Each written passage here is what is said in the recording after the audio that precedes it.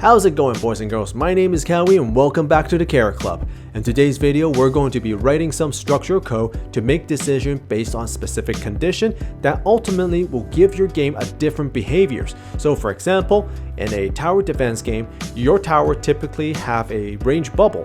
The condition for your towers to attack and blast your enemies away is when there is an enemy inside. In an obby game like Towers of Hell, the condition for winning a game is that you have to make it to the top. Even in normal island game, the condition to enter the diamond mine is level 50 combat skills. So these are examples that require you to know the specific condition when it comes to making decisions, and that is what we're going to be talking about today. So if you're new to this whole Roblox scripting thing, make sure to subscribe to this channel so you won't miss any of my content. I'm making a whole series of scripting tutorials so you guys can have an easier time learning this stuff from beginning to the end. So with that, let's get started. So what is a condition? I'm sure you all have heard them before, whether it is from a teacher or from your parents. A condition would sound something like this. If you be good, then I'll buy you an ice cream. Or if you misbehave, then you're going to get into trouble. So whenever you hear someone says, if you do this for me, you'll know that that is a condition. So a condition is created because there is an outcome that you want to achieve. For example, if you have 300 Robux, you can buy a game pass. Otherwise, you won't be able to buy it, or you can just spend it somewhere else. So for this particular example, the condition is you have 300 Robux. The first outcome is you can buy a game pass. The second outcome is you don't get to buy the game pass. And the third outcome is you spend it somewhere else. So I hope that you guys can see how this whole condition stuff works. It is closely resembled to our own everyday behavior. Now, to write this inside of Studio and instruct the computers to make decisions, you have to write out every bit of detail because the computer doesn't know anything about your game, not until we tell it what to do. So the first thing you need is you need to know what the condition is, and second, you need to know what the outcome is. To do that, we'll write if statements, and this is what it's going to look like.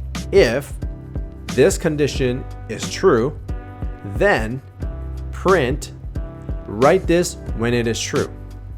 Else, which is another word for otherwise, print the condition is false. The end. So this is the structure to follow when you want the computer to make decisions in your game. Now let's break this down and see what is actually happening. So the first thing we notice is that we got the reserved keyword if, which is a word that instructs the computer to start making a decision for us. Inside of the bracket, we have a specific condition that the computer must follow, and it must resolve to being true or false. Once the condition is resolved to true or false, the program would then do one of two things. When it is true, it will run this part of the code that is right under the if statement. So it'll say, write this when it is true.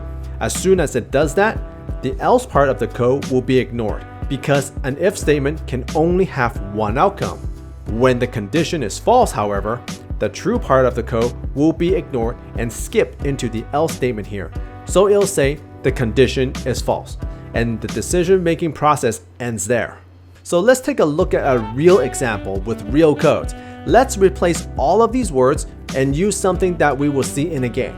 I'm going to create a variable called health equals 100. And I'm going to replace the stuff inside of the condition with health equals 100.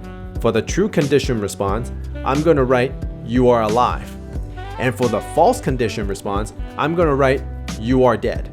So if you were to run this program now by pressing the play button, you can see that it says you are alive because I have 100 health, and 100 health does in fact equal to 100. So you are alive. But what if I change the health to 0? Now it will say you are dead. So that is the basics of if-else statement. Now, what if I say health is equal to 50? When I run this, it'll say that I am dead, but clearly having 50 health isn't dead. Now the reason for this is because the if statement only checks if health is 100. It doesn't know how to make decisions on anything else. So if we read the code carefully, does 50 equal to 100?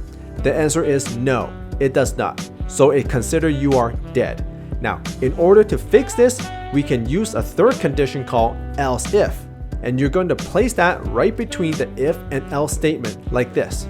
Else if health equal to 50, then print you are half alive.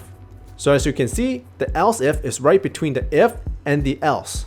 So now if I were to read this out loud to you from the beginning to the end, this is what it is saying. If health is 100, then do this and ignore the rest. If health is 50, then do this and ignore the other two conditions. However, if both conditions are not true, then do this. And this is how decision making is done by using if, else if, and else statement. So for now, this is all you need to know. In the future, we're going to get into some really complicated condition where you need to check a lot of things to make something happen. But for now, just practice writing basic decisions like this and build up your skills from there. So thank you boys and girls for watching, and I'll see you in the next video in game or at the Carrot Club. Take care everybody.